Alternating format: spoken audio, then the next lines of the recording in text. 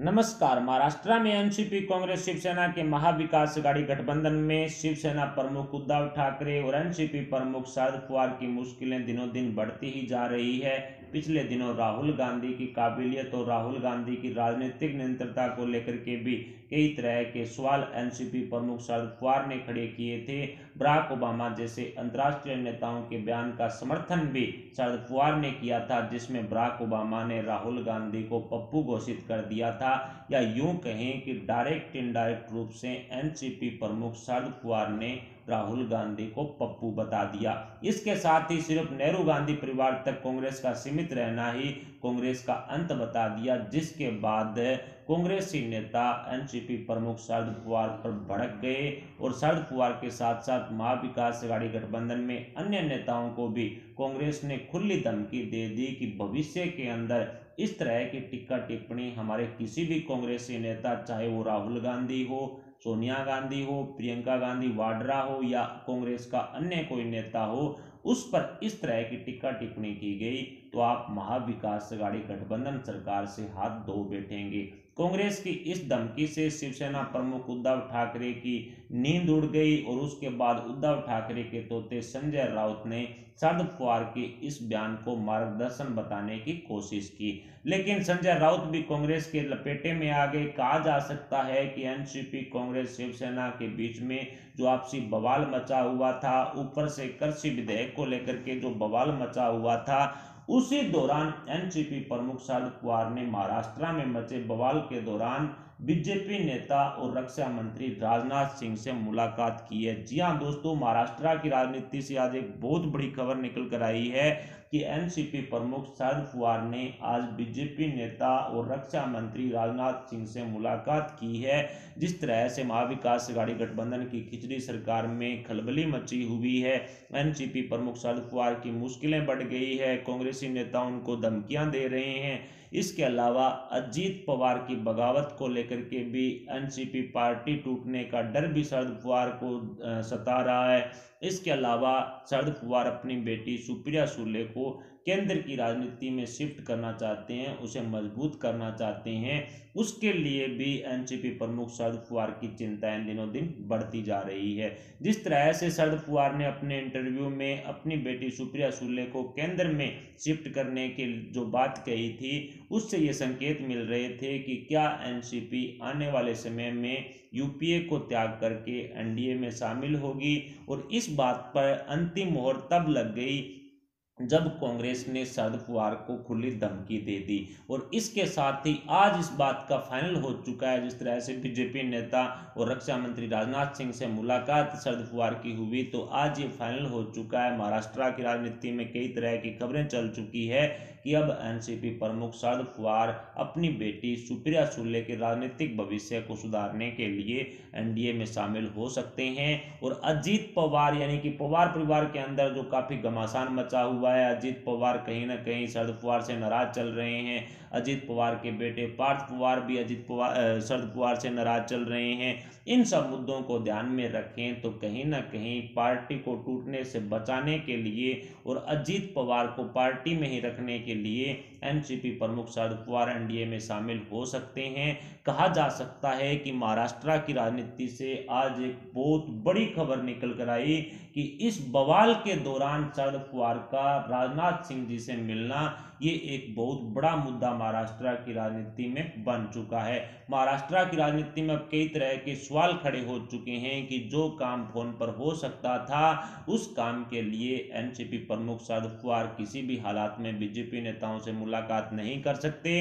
लेकिन दिल्ली में जिस तरह से खुद शरद पवार पहुंच करके राजनाथ सिंह से मुलाकात करते हैं, उसके संकेत हैं वो बड़े निकलेंगे। जिस तरह से एनसीपी प्रमुख शरद पवार को काफी ज्यादा धमकियां कांग्रेस की तरफ से मिली, कांग्रेस को अलग थलग करने का काम एनसीपी प्रमुख शरद पवार की तरफ से किया गया, इसमें कहीं कोई शक नहीं। और महाविकास आघाड़ी गठबंधन बनने से पहले जो प्रधानमंत्री नरेंद्र मोदी जी से मुलाकात की थी शरद पवार ने, उसके भी अब कई तरह के मायने निकाले जाने शुरू हो चुके हैं कि क्या शिवसेना का खात्मा करने के लिए, कांग्रेस को अलग थलग करने के लिए एनसीपी ने या फिर शरद पवार ने कहीं ना कहीं महाविकास आघाड़ी गठबंधन का निर्माण किया था।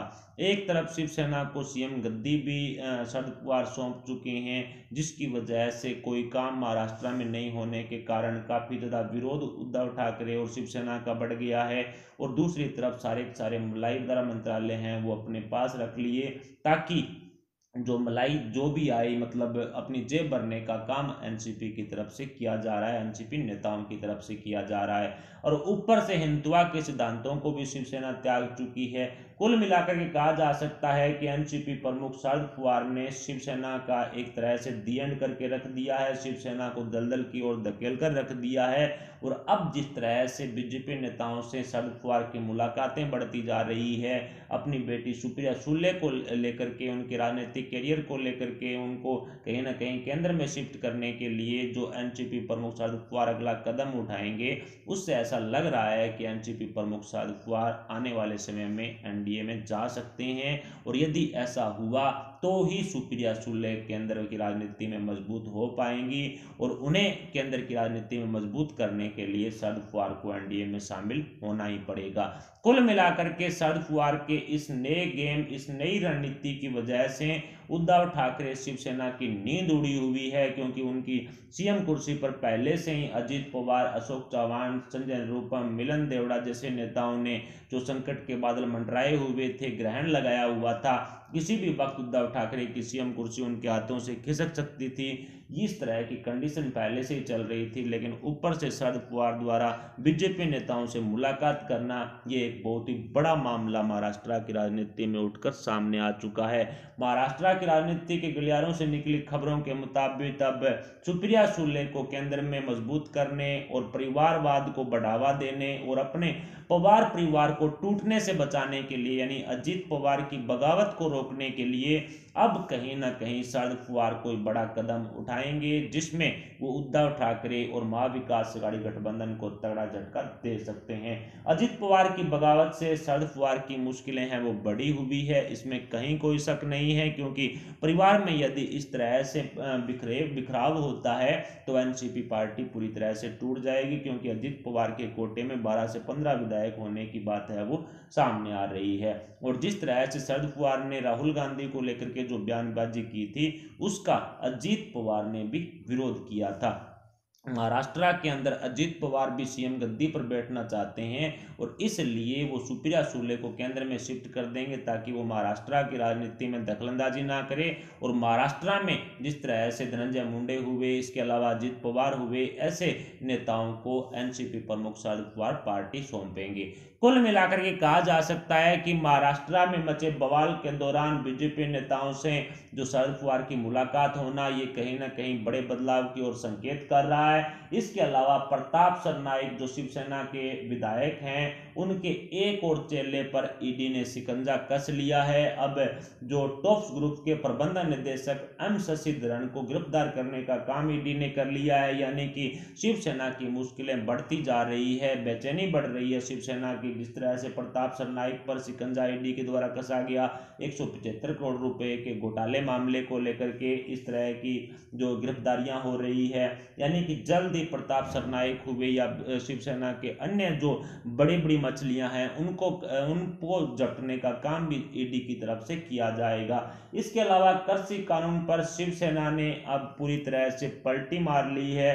एनसीपी कांग्रेस के दबाव में उद्धव ठाकरे ने लोकसभा में इस बिल का समर्थन किया था, लेकिन अब वो कहीं ना कहीं इस समर्थन से मुंह मोड़ चुके हैं। कहा जा सकता है कि अब शिवसेना अपना दोहरा चेहरा वो हर जगह दिखा रही है। एक तरफ संजय राउत बराक ओबामा के द्वारा दिए गए बयान को, यानी कि राहुल गांधी पर जो बयान दिया गया था, उस पर करारा जवाब देते हैं कि इस तरह से नहीं हो सकता, उसको महाराष्ट्र की कहीं ना कहीं शान से जोड़ देते हैं। और दूसरी तरफ वही बयान जब एनसीपी प्रमुख शरद पवार देते हैं तो उस बयान को संजय राउत कहीं ना कहीं मार्गदर्शन बता रहे हैं। यानी कि कुल मिलाकर के शरद पवार तो बहुत बड़े नेता हो गए और बराक ओबामा संजय राउत के लिए कुछ भी नहीं। कहा जा सकता है कि पुरानी कहावत है, हमारा कुत्ता कुत्ता आपका कुत्ता टॉमी, यानी कि इस तरह की कहावत अब कहीं ना कहीं शिवसेना पर स्टिक बैठ रही है। कृषि कानून को लेकर के भी वो अपना रुख बदल चुकी है। इसके अलावा भी कई ऐसे वादे हैं जो बीजेपी के साथ रह करके शिवसेना ने किए थे, उन सारे वादों पर पलटी शिवसेना मार चुकी है। और अब जिस तरह से जो बवाल मचा हुआ है, उस दौरान एनसीपी प्रमुख शरद पवार का बीजेपी नेताओं से मुलाकात करना, ये कहीं ना कहीं शिवसेना की नींद उड़ाने वाला है। इसके अलावा अर्नब गोस्वामी के खिलाफ झूठी गवाही दिलवाने के लिए रिपब्लिक टीवी के एवीपी घनश्याम सिंह को मुंबई पुलिस ने बुरी तरह पीटा, इस तरह का खुलासा अब हुआ है। घनश्याम सिंह और रिपब्लिक टीवी की तरफ से एक हलफनामा कोर्ट में दायर किया गया है, जिसमें कई तरह की बातें बताई गई है कि चक्की वाले बेल्ट से जो रिपब्लिक टीवी के एवीपी थे घनश्याम सिंह, जब वो जेल में थे, पुलिस कस्टडी में थे, उस दौरान उनको खूब पीटा गया और उनको बोला गया कि अर्नब गोस्वामी के खिलाफ आप झूठी गवाही दिल दीजिए, इस तरह से आप बताइए कि टीआरपी घोटाले में उनका जो हाथ था। लेकिन घनश्याम सिंह की तरफ से साफ कहा गया कि उन्होंने सिर्फ सच्चाई बताई, वहां पर कुछ भी झूठ नहीं बोला। टीआरपी स्कैम में रिपब्लिक टीवी या फिर अर्नब गोस्वामी का कोई नाम नहीं था। कुल मिलाकर के घनश्याम सिंह को प्रताड़ित करने की वजह से अब रिपब्लिक टीवी ने कहीं ना कहीं हाईकोर्ट के अंदर गुहार लगाई है कि उनकी भी सुनवाई हो। इस तरह से कहा जा सकता है कि मुंबई पुलिस, परमवीर सिंह और कहीं ना कहीं उद्धव सरकार ने मिलकर के पूरी की पूरी तानाशाही महाराष्ट्र में अपना रखी है, जिससे महाराष्ट्र की जनता तंग आ चुकी है। इसके अलावा अजित पवार, अशोक चव्हाण जैसे नेताओं की बगावत से भी महाराष्ट्र की राजनीति में हड़कंप मचा हुआ है। यदि इस तरह से होता है कि कांग्रेस से अशोक चव्हाण जैसे नेता चले जाते हैं, संजय निरुपम, मिलन देवड़ा जैसे नेता चले जाते हैं, या फिर जो एनसीपी से अजित पवार जैसे नेता चले जाते हैं, तो मानकर चलिए इनके पीछे कम से कम 30 से 40 विधायक जा सकते हैं। और यदि ऐसा हुआ तो 145 का बहुमत आंकड़ा उद्धव ठाकरे और शिवसेना नहीं जुटा पाएंगे, जिसकी वजह से महाविकास अघाड़ी गठबंधन टूट जाएगा। और एनसीपी प्रमुख शरद पवार शायद इस बगावत को भांप चुके हैं, इसलिए वो महाविकास अघाड़ी गठबंधन से अलग होकर के एनडीए में शामिल होने की शायद रणनीतियां तैयार कर रहे हैं। अजित पवार को भी अपने परिवार में बांधे रखने की कोशिश कहीं ना कहीं शरद पवार की तरफ से की जा रही है। शरद पवार अपनी बेटी सुप्रिया सुले को भी कहीं ना कहीं मजबूत करने की कोशिश कर रहे हैं कि राजनीति में, केंद्र की राजनीति में उनको शिफ्ट किया जा सके। इसके अलावा भी कई ऐसे मामले हैं जिनको लेकर के एनसीपी प्रमुख शरद पवार पूरी तरह से चिंतित दिखाई दे रहे हैं। और फिलहाल तीनों पार्टियों की तरफ से जो फैसले लिए जाते हैं, उसका ठीकरा सिर्फ और सिर्फ शिवसेना के सिर फोड़ा जा रहा है, जिसकी वजह से उद्धव ठाकरे शिवसेना का विरोध महाराष्ट्र में बढ़ रहा है। ऊपर से कांग्रेस भी महाविकास अघाड़ी गठबंधन तोड़ने की खुली धमकियां तक दे रही है। फिलहाल महाविकास अघाड़ी गठबंधन सरकार में क्या एनसीपी प्रमुख शरद पवार, अजित पवार और अपनी बेटी सुप्रिया सुले को बचाए रखने के लिए महाराष्ट्र के मुख्यमंत्री उद्धव ठाकरे का साथ छोड़ेंगे? इस पर आप अपने विचार हमें कमेंट बॉक्स में जरूर बताएं। साथ ही वीडियो को लाइक करके हमारे चैनल को सब्सक्राइब जरूर कर लें, सब्सक्राइब के पास वाला बेल आइकन भी दबा लें। अभी के लिए इतना ही, मिलते हैं अगली अपडेट के साथ, तब तक के लिए जय हिंद, जय भारत।